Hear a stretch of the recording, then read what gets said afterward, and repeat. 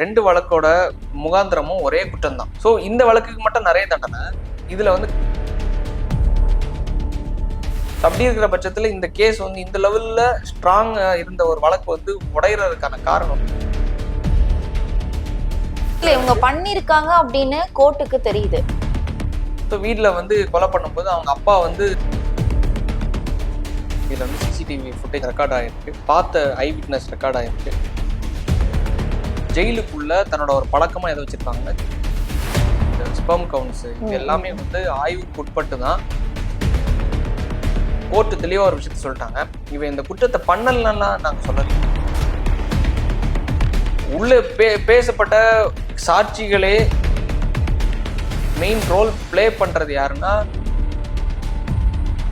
அதாவது தெரியாம பண்றதுக்கு இது ஒரு சின்ன விஷயம். அந்த அப்பா எப்படி பேசுவாங்க, எவிடன்ஸ் இல்லாம போயிருக்கலாம், ஆனா வந்து மேபி வந்து பணம் வாங்கியிருக்கலாம், இந்த மாதிரி குற்றங்களை பண்ணுவாங்க. அவன் வந்து இதை ரோல் மாடலா எடுத்துப்பான்.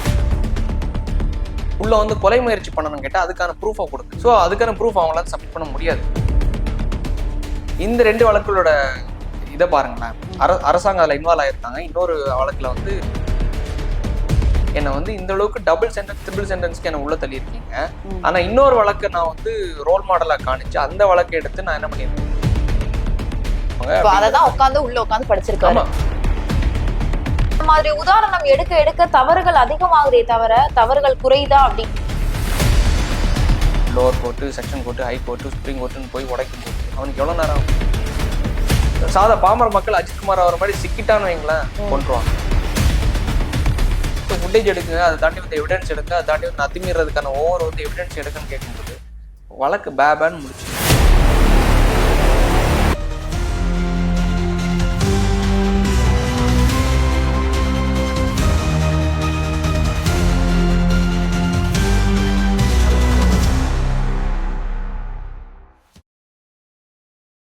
செங்களம் நேயர்களுக்கு வணக்கம். நான் உங்கள் பிருந்தா சங்கர். இன்று நம்மோடு சிறப்பு விருந்தினராக இணைந்திருப்பது வழக்கறிஞர் நெல்சன் அவர்கள். வணக்கம் சார். வணக்கம்.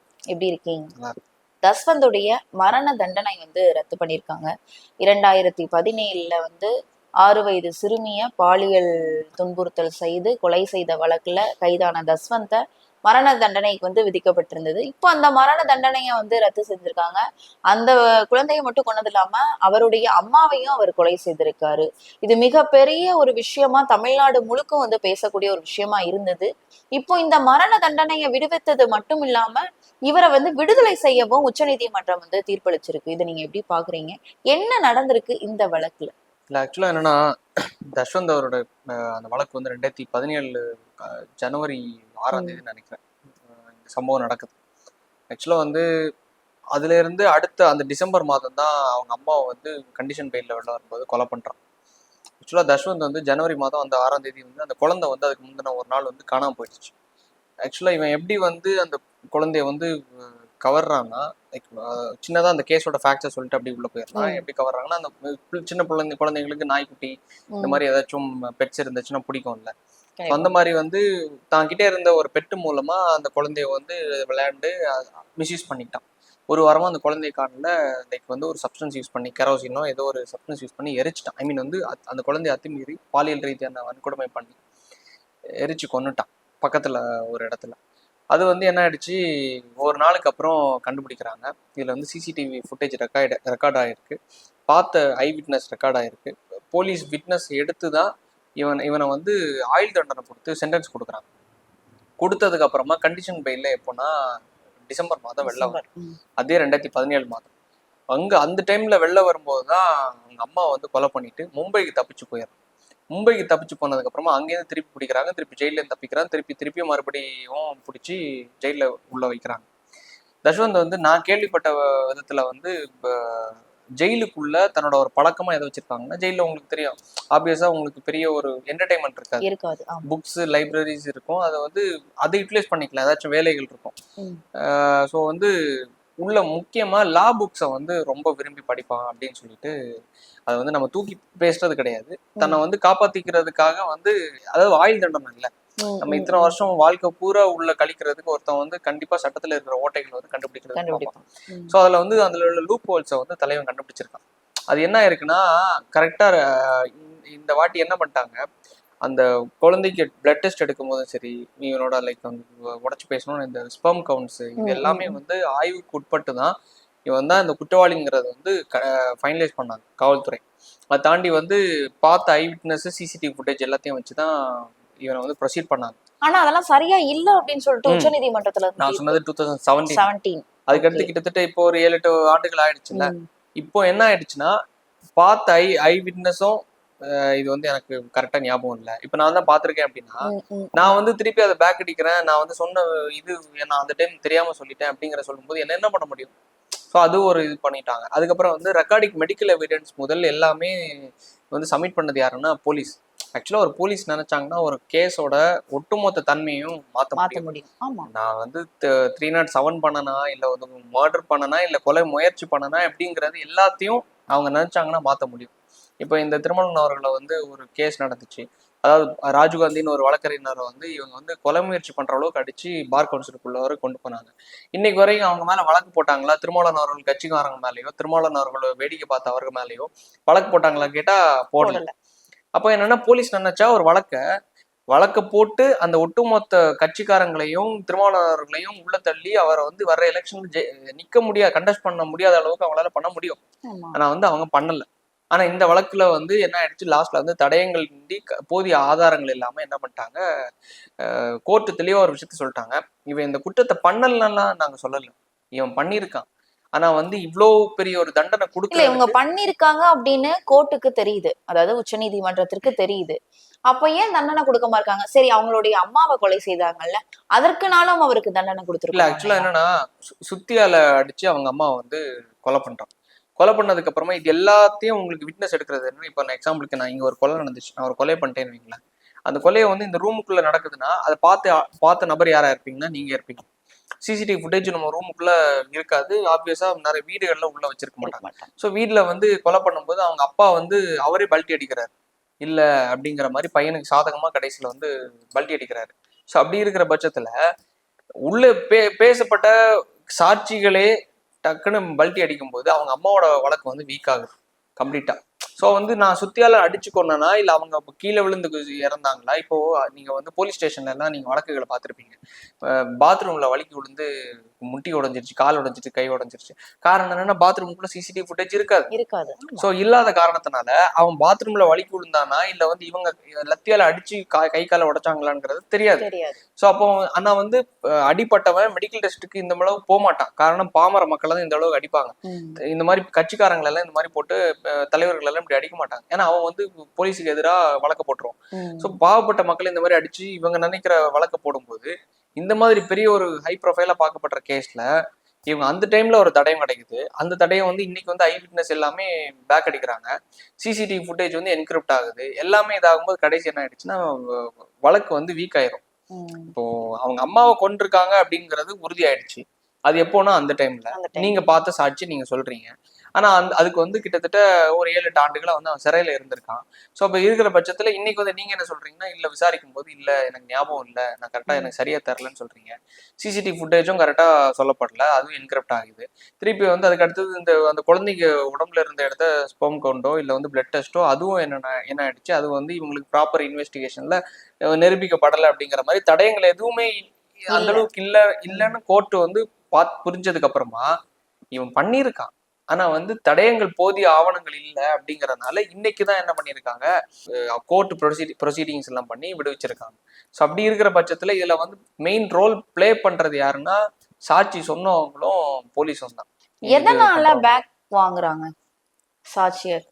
அதாவது என்ன வேணாலும் இருக்கலாம். இப்ப ஆக்சுவலா என்னன்னா இப்போ உங்களை வந்து இல்ல உங்களை வந்து இப்ப செந்தில் பாலாஜி அவரோட கேஸ் பார்த்திருப்பீங்க. அதாவது என்னன்னா நீ வெளில இருந்தனா இப்ப லாஸ்டா இப்ப கோர்ட்டுக்கு போயிருந்தாங்க. கோர்ட்டுக்கு போனது எதுக்காகனா, நான் உதாரணத்துக்கு சொல்றேன், கோர்ட்டு போனது எதுக்காகனா வந்து லைக் கபில் சிபில்னு சொல்லிட்டு ஒரு மிகப்பெரிய ஒரு வழக்கறிஞர் தான் அவரோட வழக்கறிஞர். டெல்லியில சுப்ரீம் கோர்ட்ல என்ன பண்ணாங்க வந்து அபேயஸ் ஓகான்னு சொல்லிட்டு ஒரு ஜட்ஜ் தான் என்ன பண்ணியிருந்தாங்க, இவருக்கு வந்து லைக் மினிஸ்டர் பதவியில இருக்கக்கூடாது, பெயில் கொடுத்தாங்க, கண்டிஷன் பெயில் கொடுத்தாங்க. ஏன் மினிஸ்டர் பதவியில இருக்கக்கூடாதுன்னா நீங்க மந்திரி ஆயிட்டீங்கன்னா அந்த கரூர்ல நீங்க வந்து எந்தெந்த மக்கள் வந்து உங்களுக்கு வேலை வாங்கி கொடுக்குறேன்னு சொல்லிட்டு பணம் கொடுத்து ஏமாத்துனாங்களோ, நீங்க ஏமாத்துனீங்களோ அவங்களை அந்த விட்னஸஸ் எல்லாத்தையுமே நீங்க வந்து அழிச்சிருவீங்க. பணத்தை கொடுத்து தடயங்களை அழிச்சிட்டீங்கன்னா கேஸ் ஒண்ணும் இல்லாம ஆயிரும். ஸோ மணி லாண்டரிங் ஆக்டுக்கு கீழே அவர் அரெஸ்ட் Arrest பண்ணிருக்காங்க. ஸோ அப்ப என்ன சாட்சி சொல்றதுக்கு 100 பேர் இருந்தாங்க, 100 பேரே நான் தடயங்களை அழிச்சிருவாங்கிறதுக்காக தான் நீ மினிஸ்டர் பதவியில் இருக்கக்கூடாதுங்கிறத சொல்லி தான் இவர் வந்து மினிஸ்டரா இல்லைன்னா மினிஸ்டரா இருப்பாரு. ஸோ அது மேல்முறையீடு போறாங்க. திருப்பி அவங்க என்ன சொல்றாங்க, மினிஸ்டர் ஆயிக்கோ, ஆனா உன்னோட பெயில ரீகன்சிடர் பண்றதுக்கு நாங்க பாத்துக்கிறோம் அப்படிங்கிற மாதிரி வந்து நீதிபதி சொல்லியிருந்தாரு. அப்ப நீங்க எப்படி பார்க்கலாம்னா வந்து தடயங்களை அழிச்சிருவாங்கிறதுக்காக தான் இவரை இன்னும் சொல்றாங்களே தவிர அந்த கேஸ்லயும் சரி, திருமாவளவன் அவர்களை கேஸ்ல வந்து போலீஸ் வழக்கு பதிவு பண்ணாம இருந்ததும் சரி, எஃப்ஐஆர் போடாம இருந்த விஷயத்துல அது வந்து கொலை மிரட்டல் எவ்வளவு வழக்குகளை போடலாம், அதுலயே அவங்க எந்த ஒரு நடவடிக்கையும் எடுக்காம இருந்ததும் சரி, இந்த வழக்குல வந்து போலீஸ் வந்து அந்த பேக் அடிக்கிறதும் சரி, சாட்சிகள் இதாகிறதும் இவங்க வந்து என்ன வேணாலும் பண்ணலாம். இப்ப நான் உங்களை வந்து எந்த விதத்துல நான் வந்து விலைக்கு வாங்கலாம், ஒரு சென்டிமெண்டா என் பையன் பாவம் உள்ள ஜெயில இருக்கா, நீங்க கொஞ்சம் மனசு வைங்க, பாவம் இத்தனை வருஷம் 7-8 வருஷம் இருந்துச்சா, தெரியாம பண்ணிட்டான் அப்படிங்கிற மாதிரி நான் உங்கள்கிட்ட ஒண்ணு கோரிக்கை வைக்கிறேன். அதாவது தெரியாம பண்றதுக்கு இது ஒரு சின்ன விஷயம். அந்த அப்பா எப்படி பேசுவாங்க, தன்னை பையனை வெளில எடுக்கிறது ஒரு விதத்துல சென்டிமெண்டா இந்த மாதிரி பேசுவாங்க, ரெக்வஸ்டா வைப்பாங்க. இல்ல வந்து என்ன பண்ணுவாங்க, பண ரீதியா சரிப்படுத்துறது பார்ப்பாங்க, நான் உனக்கு 10 லட்சம் 20 லட்சம் தரேன் அப்படின்னு ஏதோ ஒரு ஸ்டாண்ட்ஸ்ல தானே நீங்க வந்து பேக் அடிக்கிறீங்க. உங்களுக்கு சரி ஓகே, நம்ம எதுக்கு ஒரு பையனை வாழ்க்கையை கெடுக்கணும் அப்படிங்கிற ஒரு ஸ்டாண்ட்ல தான் நீங்க என்ன பண்றீங்க, அவன் குற்றம் பண்ணியிருக்கான், 2 குற்றம் பண்ணியிருக்கான், நீங்க என்ன பண்ணிக்கிறீங்க, பேக் அடிக்கிறீங்க. போலீஸ் வந்து லஞ்சம் வாங்குறாங்கிறது ஊர் மொத்தம் தெரியும். அவன் வாங்கலையான்லாம் நான் சொல்லல, நான் ஒரு சினாரியோ சொல்றேன். அவங்க வந்து மேபி எவிடன்ஸ் இல்லாம போயிருக்கலாம், ஆனா வந்து மேபி வந்து பணம் வாங்கியிருக்கலாம், வாங்காம இருக்கலாம், என்ன வேணாலும் இருக்கலாம். ஸோ அப்படி இருக்கிற பட்சத்துல இந்த கேஸ் வந்து இந்த லெவல்ல ஸ்ட்ராங்கா இருந்த ஒரு வழக்கு வந்து உடையறதுக்கான காரணம் வந்து இந்த தருணங்கள் தான். பார்த்த ஐவிட்னஸஸும் எவிடன்ஸ் இல்லாத போதிய காரணத்தினால தான் உடைச்சு விட்டாங்க. இந்த இதுல வந்து இப்ப உதாரணமா வந்து சென்னை அண்ணா யூனிவர்சிட்டி வழக்கு எடுத்துக்கலாமே, அவருக்கு தண்டனை ஒரு குறிப்பிட்ட கால இடைவெளியிலேயே கிடைச்சிருச்சு. ஆயுள் தண்டனை அப்படின்னா ஒரு குறிப்பிட்ட கால இடைவெளியிலேயே கிடைச்சிருச்சு. அதே மாதிரி அவருக்கும் கிடைச்சிருந்தாங்கன்னா இந்த இழுபடி இருக்காது இல்லையா? இல்ல ஆக்சுவலா அவர் தண்டனை காலத்துலதான் இருப்பாரு. இதற்கு மேல வந்து அவர் முறையீடு, அதாவது மேல்முறையீடு போடுறதுக்கு 30 நாட்கள் டேஸ் கொடுப்பாங்க, அப்படிதானே? இல்ல அதாவது என்னன்னா, அண்ணா யூனிவர்சிட்டி கேஸ்ல வந்து ஞானசேகரன் அவர்கள் இந்த தஷ்வந்த் மாதிரி இதே மாதிரியே இதை வந்து யார் ரோல் மாடலா எடுப்பாங்கன்னு நான் சொல்றேன். இந்த மாதிரி குற்றங்களை பண்ணுவான்ல, அவன் வந்து இதை ரோல் மாடலா எடுத்துப்பான். தஷ்வந்த் வந்து வழக்குல 2 பேர் இது பண்ணி போலீஸ் என்ன பண்ணுவாங்கன்னா, லைக் வந்து இப்ப நான் இந்த ரூமுக்குள்ள நம்ம வரோம், வந்ததுக்கு அப்புறமா நான் பல குற்றங்களை பண்றேன்னா, லைக் வந்து நான் இந்த வீட்டுக்குள்ள வந்ததுக்கு ஒரு வழக்கு போடுவாங்க, ட்ரெஸ்பாஸ் பண்ணி வந்துட்டேன் அப்படிங்கிறதுனால. காரணம் என்னன்னா, இந்த வீட்டுக்குள்ள நான் உடைச்சு வர்றதுக்கான ரைட்ஸ் எனக்கு கிடையாது. ஸோ ட்ரெஸ்பாசிங் ஒன்று போடுவாங்க. உள்ள வந்து மேபி நான் வந்து இருந்த நகையை எடுத்துட்டு போயிருக்கலாம், இல்ல உங்க கழுத்துல இருக்கிற நகையை இழுத்து லைக் உயிருக்கு ஆபத்தாகிற அளவுக்கு நான் வந்து இழுத்து கட் பண்ணி கொண்டு போயிருக்கலாம். ஸோ பல வழக்குகள் அவங்களால போட முடியும். அப்ப நான் வந்து ஒரு வழக்க வந்து நான் என்னோட வழக்கறிஞரை வச்சு நான் அணுகிறேன்னா, நான் ஒரு குற்றவாளியும் உள்ள இருக்கேன். நான் என்ன பண்றேன்னா, தெளிவா அதுக்கு எந்த ஆதாரம் கிடையாது, நான் ட்ரெஸ்பாஸ் பண்ணி போனா ஓகே, ட்ரெஸ்பாஸுக்கு என்ன ஒரு மிஞ்சி போனா உள்ள தண்டனை, அடிப்படை தண்டனையை வந்து நீங்க கொடுத்துக்கோங்க. உள்ள வந்து கொலை முயற்சி பண்ணணும் கேட்டா அதுக்கான ப்ரூஃபை கொடுங்க. ஸோ அதுக்கான ப்ரூஃப் அவங்களால சப்மிட் பண்ண முடியாது. காரணம் என்னன்னா, நான் ஒருத்தனை வந்து தூக்குல அவன் தூக்குல தொங்கி தான் செத்தானா, இல்ல வந்து உண்மையிலேயே அவன் சாகடிக்கப்பட்டு அவனை தூக்குல கொண்டு போட்டாங்களா அப்படிங்கிறது உங்களுக்கு வந்து போஸ்ட்மார்ட்டம் எவிடன்ஸ்ல தெரிய வந்துடும். அது அந்த கண்ணு பிதுங்கி வெளில வர்றது ஒவ்வொருத்தவங்களை ஈஸியா சொல்லிடுவாங்க டாக்டர்ஸ் எல்லாம். அந்த அளவுக்கு விஞ்ஞானம் வளர்ந்துருச்சு. ஸோ அப்படி இருக்கிற பட்சத்துல எவிடன்சஸ் வந்து ஈஸியா, அதாவது அந்த அண்ணா யூனிவர்சிட்டி கேஸை சொல்றேன், அவனால வந்து இந்த மாதிரி கேசஸ் வரும்போது கூட இருக்கிற சின்ன கேசஸ் எல்லாத்தையும் உடைச்சிருவாங்க. ஏன்னா அந்த சின்ன கேசஸ் தான் இது வந்து வலு கொடுக்குறோம். ஒரு கேசஸும் 1 வருஷம் 2 வருஷம் 3 வருஷம்னு சொல்லும் போது டோட்டலா ஆயுள் தண்டனை கொடுப்பாங்க. இந்த அண்ணா யூனிவர்சிட்டி கேஸ் நடந்துச்சுல, அது என்ன கேஸ், ஒரு பொண்ணை வந்து காலேஜ்ல அத்துமீறிட்டான் அப்படிங்கிற ஒரு கேஸ். கரெக்டா யார் அந்த சாருங்கிறதுனா 2வது. இதே ஒரு சினாரியோ அவனுக்கு கொடுக்கப்பட்ட தண்டனை என்னன்னா, கிட்டத்தட்ட ஒரு 2 ஆயுள் தண்டனை டபுள் டைம்ஸ் கொடுத்தாங்க சென்டென்ஸ். அந்த வழக்குலயும் இன்னொரு வழக்கு எடுத்துக்கோங்க, சாதாரண வழக்கு, மீடியா அட்டென்ஷன் சீக்கிங் கிடைக்காத ஒரு வழக்கு. இதே மாதிரி ஒரு பொண்ணு கிட்ட அத்துமீறிட்டான் ஒருத்தர். இன்னொரு வழக்கு என்னன்னா, 2 போலீஸ் அதிகாரிகள் திருவண்ணாமலையில ஒரு பொண்ணு கிட்ட அத்துமீறிட்டாங்க. 2 வழக்குகள் இருக்கு. இந்த 2 வழக்குகளோட இதை பாருங்களேன், அரசாங்கம் அதுல இன்வால்வ் ஆயிருக்காங்க. இன்னொரு வழக்குல வந்து இன்வால்வ் ஆகல. சோ அந்த வழக்குல என்ன பண்ணுவாங்க, 6 years இம்ப்ரிஸ்மென்ட் கொடுப்பாங்க. நீ வந்து ஒரு பொண்ணு கிட்ட அத்துமீறிட்ட அப்படின்னு, இல்ல ஒரு 7 years இம்ப்ரிஸ்மென்ட் கொடுப்பாங்க. மிஞ்சி போனா ஒரு வாட்டி ஆயுள் தண்டனை.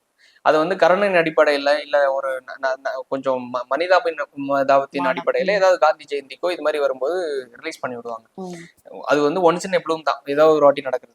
ஸோ அப்படி இருக்கிற பட்சத்துல இவங்க என்ன பண்ணுவாங்க தெரியுமா, இந்த அண்ணா யூனிவர்சிட்டி கேஸ்ல வந்து என் கேஸ்ல வந்து இந்த அளவுக்கு முகாந்திரம் இல்லை.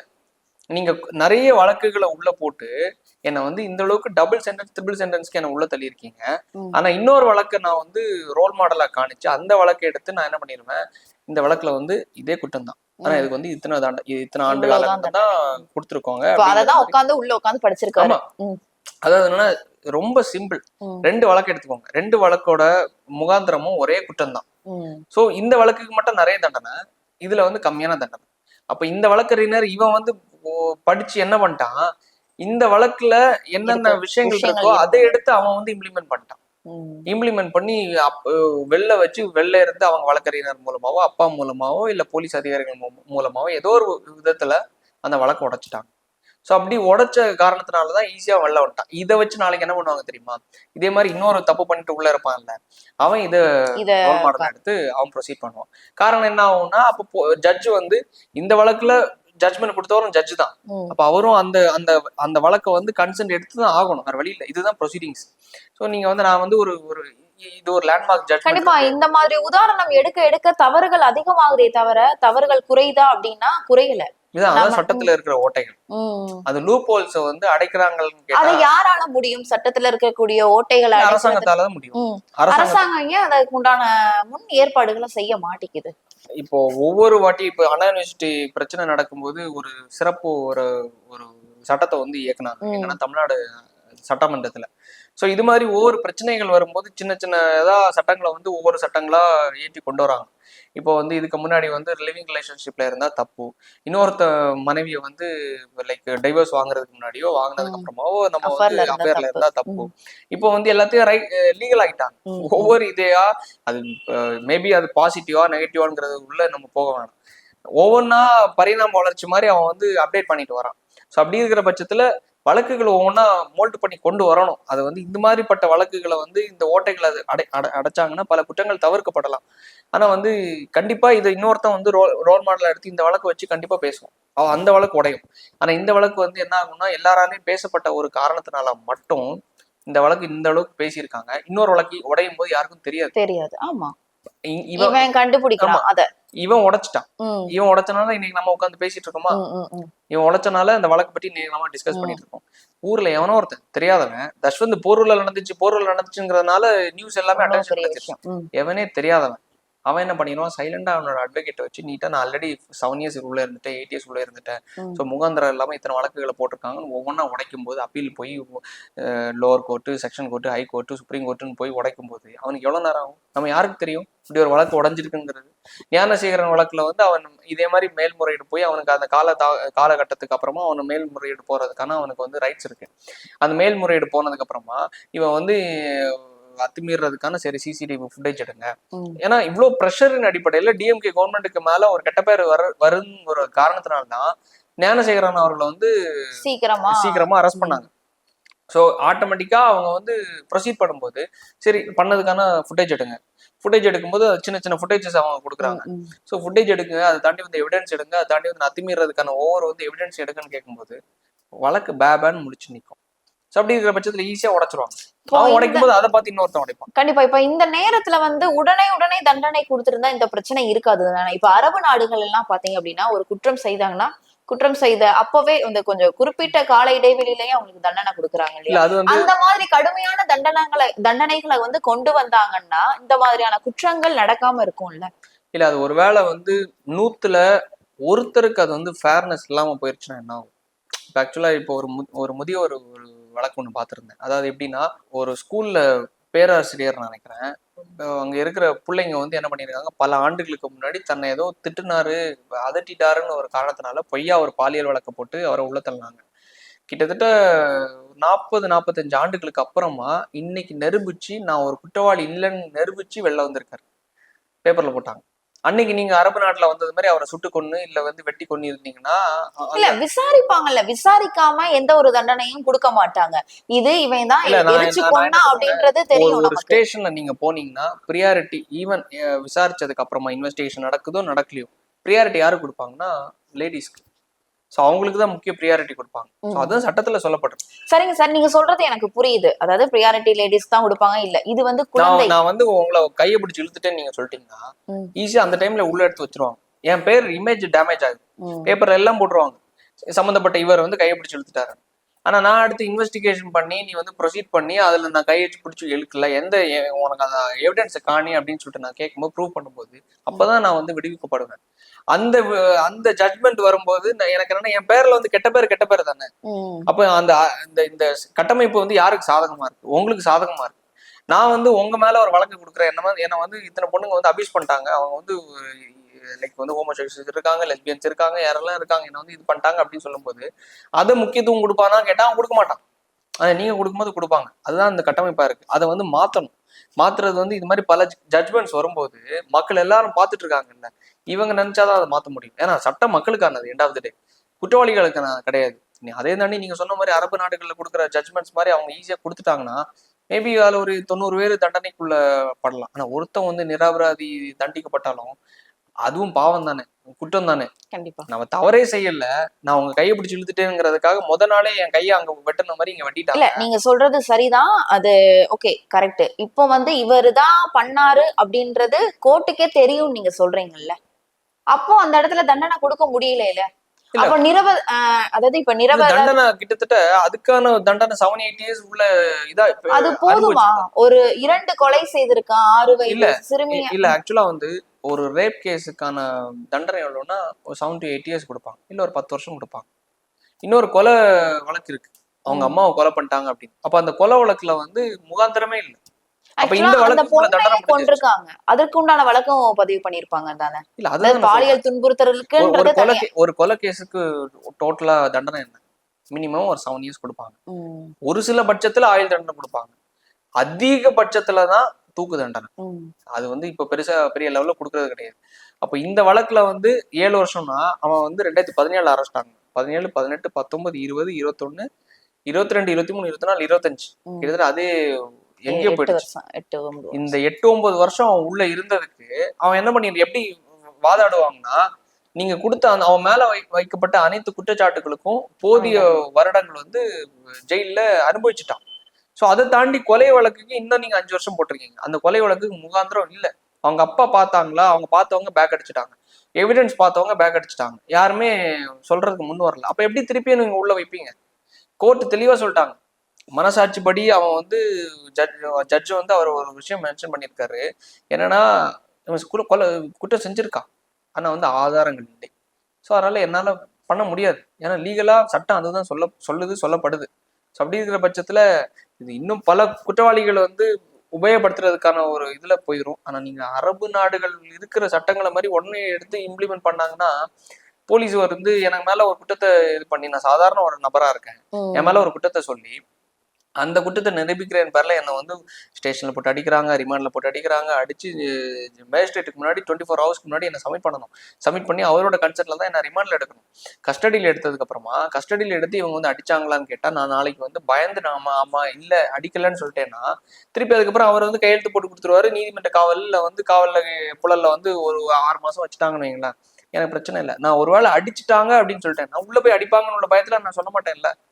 சோ பல வழக்குகள் வந்து இந்த மாதிரி தானே சாதாரண பசங்க வந்து பயந்து திருப்பியும் அடிச்சிருவாங்க. அதனால இவங்களுக்கு எதிராக எதுக்கு சொல்லிட்டு அப்படின்னு.